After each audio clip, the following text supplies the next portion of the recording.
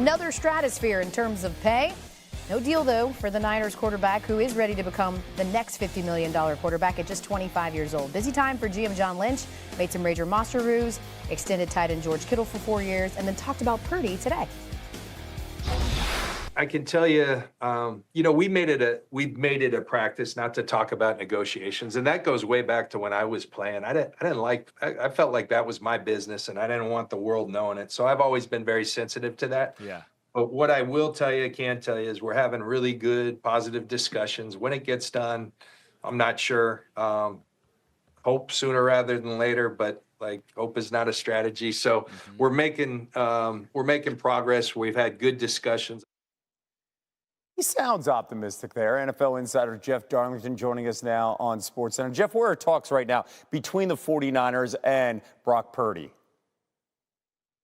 Well, Kev, it's amazing how a positive tone can give a lot of optimism about a negotiation because, quite frankly, we are all optimistic about this because John Lynch has simply said so. And I am told that talks have been quite positive. Now, if you keep in mind that in past years, the 49ers have had some negotiations that have dragged on, that have been dramatic, that have led to people asking for trades. They don't want this to feel like that with Brock Purdy. Now, what does that mean in terms of a timeline? 49ers aren't exactly saying that, but generally speaking, these big deals for quarterbacks get done in the summer.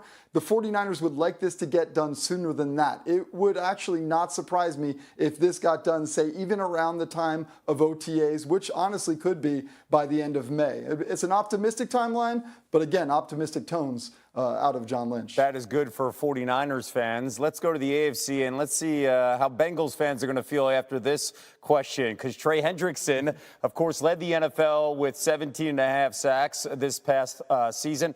A lot of talk about potentially trading him. They couldn't get a deal done. Where are they in contract talks? Again, optimism isn't necessarily, is always something that we look for. We're not necessarily seeing it in Cincy. In the form of Trey Hendrickson earlier this offseason asking to be traded.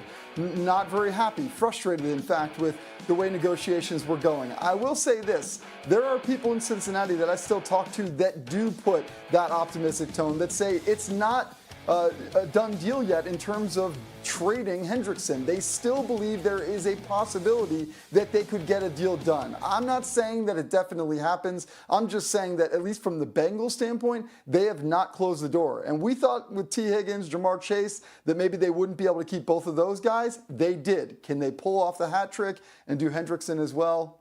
Remains to be seen, Kevin. And again, a reminder, he's not the only big-name pass rusher waiting for a deal this offseason. Micah Parsons also involved in those conversations this offseason.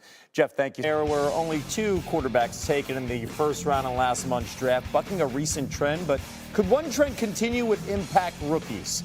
How about in 2023, C.J. Stroud leading all rookies with 23 touchdowns and 5 picks, becoming the youngest player to lead the league in touchdowns to INT ratio. Now, last year, it was Jayden Daniels' turn, joining Andrew Luck as the only rookies in league history with 10-plus wins and 4,000 combined yards, leading the Commanders to the NFC Championship game. Our quarterback, Tim Hasselbeck, joining us now on SportsCenter. Tim, it's not supposed to be as easy as how Daniels and Stroud made it look the last 2 years, but when you look at this rookie class, who has the best chance to stand out? Well, Kevin, it's not supposed to be that easy, and it's not that easy. So I don't know that it's going to happen, but I'm going to say Tyler Shuck, who went to the Saints, I think he's got the best chance. And I say it for a couple of reasons. One, he's supremely physically talented. I think some of the reason that he was a little bit unknown was his path in college, was injured, bounced around to a bunch of schools, but physically, I think he's able to do it, and be on par with, some of the more talented players in the league at the position. I also think there's, not the same level of expectation that some other guys, walk into. I think that could be the same. You could say the same thing for both, situations in Houston and Washington, with Daniels and Stroud. And so when I look at that, and then you combine, Kellen Moore in there, one of, the better offensive play callers, in the NFL. I think that combination could lead you to some success, especially with the uncertainty of what's going to happen with Derek Carr and his health. All right, with you bringing up Carr with that injury, of course, it may not be one of those wide open quarterback battles in New Orleans. It's set to be a wide-open quarterback battle in Cleveland, potentially, as you look at that quarterback room, as they have two rookie quarterbacks. Shedeur Sanders getting his jersey number at 12, Dylan Gabriel getting his jersey number at 5. We've got rookie camp right around the corner. Why is this camp so important for these two men? Well, it's an opportunity for a first impression, as a pro player. So I would start there. And there's also, kind of an overwhelming feeling for rookies when you go into a rookie mini camp. Yes, the vets aren't there, but you're learning everything. Like, where are the meeting rooms? Where's the equipment room? What is this terminology that I have to master? What does it look like in that first mini camp? How do you assert yourself and the impression you make on your teammates? So, and then for these two quarterbacks specifically, look, it's going to be a lot of attention on the competition, between the two of them, even though they're behind two other guys that, have a lot that they bring to the table. So, look, it's going to be magnified because of the situation, how they handle it and how they show their teammates how they handle it, as well as the organization, I think will be important in terms of what we see down the line once the veterans do report to camp and training camp and the season starts. And those two veterans is Joe Flacco coming back to Cleveland and Kenny Pickett, acquired in the offseason by the Browns with that trade with the Super Bowl champion Eagles. By the way, Browns rookie minicamp begins Friday. Tim, thank you so much. Back. Hi, Tim Hasselbeck is back. He has not revealed what his Met Gala outfit was, but we'll just have to wait for that. We're going to play a game where we show you a picture from an athlete at the Met Gala, and then you tell us how many wins you think that their team can get this season. And we'll start right there with the aforementioned Justin Jefferson. More or less for the Vikings, 8.5 wins. I'm actually going less on this one. And they were a really good football team a year ago. I love what Kevin O'Connell does with his football teams that he coaches. But look, the switch to J.J. McCarthy, I think, is significant. And the division is brutal. Like, I think Green Bay is going to be the best team in the division. I don't think that Detroit's going to be taking, much of a step back. You look at what Chicago is doing, I think they're an improved football team. So when you look at all of that, it's hard for me to find, the ninth win, when you look at it that way. So I'm saying less, which kind of surprising myself with that answer, but I think there may be some growing pains at quarterback. You made points there specifically in that division. That is no doubt the toughest division in the entire league. All right, Jalen Hurts. How about this? Sporting a classic black suit last night. Always smooth. It's the smile. Mm-hmm. I haven't seen a bigger smile from Jalen Hurts ever. Yeah, he just got married. That's that newlywed glow. Yeah. We all know. More or less here, Tim. 11.5 wins for the Eagles this season. Will he continue to smile? Well, a couple of things. One, I feel like he always looks like that. Like every post game, I feel like he kind of looks like that. And I'm saying more, not just because, Kevin, you asked me the question and I'm playing nice. I'm saying more because I think they're really, really good. Their ability to run the football is insane. I don't think that changes. Hurts' development has been remarkable. Howie Roseman's done an excellent job replacing talent with equal or better talent. And, there is some concern when you lose coordinators. I think Eagles fans remember living through that, and it wasn't always pretty. I think Nick Sirianni's experience with that will benefit them going forward. Obviously, no Kellen Moore as their offensive coordinator, but I think they survive it. I think they're a 12-win or better team. The one thing that we didn't show is that he also wore that Kangol, which he's become synonymous with. He's everybody's young uncle.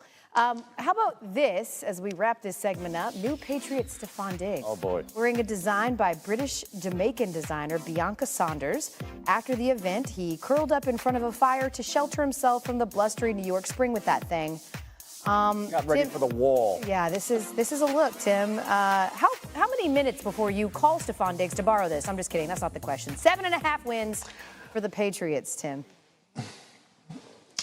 So I couldn't wear that, but Kevin definitely could. I'm saying more on the list. You could pull it off. You could definitely pull it off. Well, I'm saying more. I love the changes in New England. The addition of Stephon Diggs, I think, is really significant. His ability to play inside or outside, create matchups is big. But that man right there is going to change the culture in New England. He's a really good football coach who I think is going to come in right away and build an identity. And I think that Drake May is going to thrive under his leadership. He's tough, he's competitive, and I think the sky's kind of the limit. More or less. $10,000 we would have to pay Tim to wear that outfit, more or less. For sure, more. 100%. Tim, Yeah. more or less. Nah, I don't know. I think I would take. I'm coaching high school football these days, guys. Honestly, I'm happy for Stephon. Soak up all that designer wear because he's moving to Boston. And as you know, Tim, before you know it, he'll have on the Boston costume, which is some Celtic shorts and a Red Sox parka. So there we go. Tim Hasselbeck with the latest. Mình móc nối vào đây.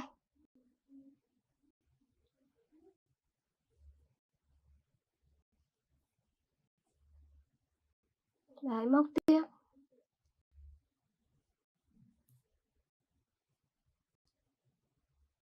Tiếp tục móc xuống này.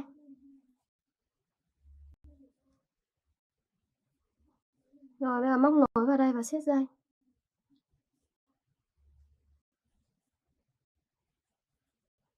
Đấy, mình sẽ được cái phần mũ như này. Đây, độ rộng này là ok rồi. Rồi đổi màu nhá. Đổi màu len. Mình sẽ móc sang cái màu xanh lá nha mọi người.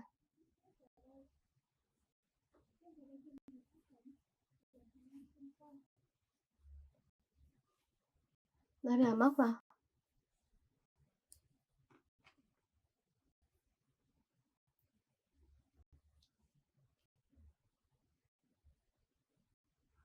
Móc vào, siết chặt phần len màu vàng. Bây giờ sẽ móc vào đây những cái mũi đơn bằng cái màu xanh nhé.